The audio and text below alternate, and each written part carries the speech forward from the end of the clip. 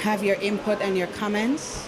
What I'd like to know is, where does this go after this? Because if it remains on a tape and it sits on the shelf or in your closet or somewhere else, then it defeats the purpose. So what is it that you are going to do on the next step, the next level, so that this message can get across to the Nigerian politicians that are there? Thank you, Ms. Maxie. Like we all said before, like I said, Mr. Emma and Mr. Chuck and Indidi, this first meeting is more like coming together. I actually wanted to make it like something like maybe like 5-6 people, but I really want to thank you guys for, inviting few more family members. So the idea right now is to this is like a beginning. This is like a beginning. So we're going somewhere with this. I'm actually planning to start like a committee, a committee that will come together and like I said before, it's what we're doing for the country. It's not all about what the country is doing for us. I think we should be also responsible for all these children. It's so easy for people to sit down at home behind your computer and type things and talk and yell and curse. What are you doing? This is not just about talking alone. What are you doing? What am I doing, to give the benefit to the children of my country? What am I doing to put my own input, my own little bit of whatever that I can do to help these children? And there's one thing that I believe, that God does not just put you in a position just for you to be there. It's not just for you to decorate the chair.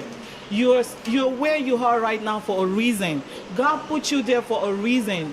We all have contacts. We know people. We know few. Whatever you think you have, whatever contact connections you think you can extend to, let's come out. Let's talk to people. Let's create something. I'm still gonna talk to the, myself and the organizers of this meeting. And like I said, this is just a beginning. We're definitely going places with this. And trust me, we're pushing this out there. It's not just gonna end. I'm gonna get the numbers, phone numbers, and email of everybody, and I'll be getting in touch with you guys. Expect more meetings. Maybe if it's just 2 times a year, 1 time a year, we're all gonna come together and see what we can do. Because I'm so passionate about, when it comes to children, that's like something that I'm so passionate about. The little children. I don't care about the grown-ups. You're an adult, you can feed for yourself, but the children do not have the right to go out there and work. The children cannot speak for themselves, they cannot feed themselves, they cannot go over there and go work and make money and take care of themselves. Somebody has to do that, and that's why I'm here. That's why we're all here. We want to be the voice of these children, and we're taking that bold step from now on.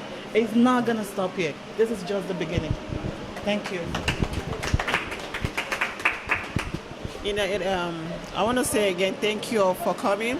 And in addition to what Buki just said, yes, this is not going to stop here.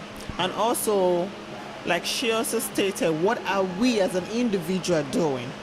I would say, in America, for instance, when something happens like a disaster or a hurricane, you see people coming out, giving out what they don't use anymore, or even go to store and buy stuff to give out. That is empathy. Because it could be anybody. That is where I see things in life. When things happen, I'm like, that could have been me, that could have been my dad, that could have been my brother, that could have been my daughter. I pray not for it not to happen, but what are you doing as an individual? In America, I remember in a hurricane, I called my friends. We were to go. He said, no, we're going to go. I remember that day the hurricane happened. I was scared because for a reason, my window just blew open for no reason. And I ran to the door. Then I remembered my daughter. I'm like, oh shoot, but she was right behind me. Then I went back, and then I was watching the TV, and I saw a lady with her kids eating from the garbage, and I was just about to eat. I dropped my spoon. I was crying. Following day, I said no, and I went, had to cook. I called my friend, so we have to go. My clothes, my daughter's clothes, I just packed everything for the Thanksgiving that period. I cooked and I went. This is how we contribute as an individual. It doesn't matter what you have. It doesn't have to be a designer. It doesn't have to be food from a 5-star hotel. From your kitchen, you can make out something. From your closet, you could clothe somebody.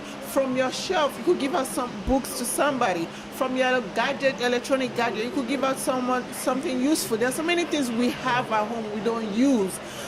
This is why I say, if I've not worn a clothes in 6 months, automatically I don't need that clothes. If my daughter has not worn anything in 6 months, she don't need it. Give it out. I change that winter time, I pack my clothes and I give to the needy because next winter I hope to get more. I hope to wear something else, so I give it out.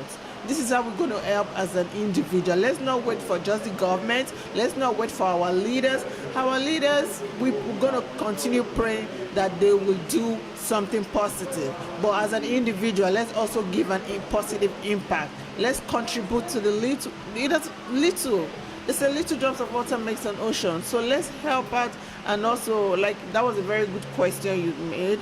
How we're going to go forward. We pray we're going to go forward. We're going to reach out to people, that knows somebody, that knows those up there that will help us change the constitution, help us change corruption in Africa.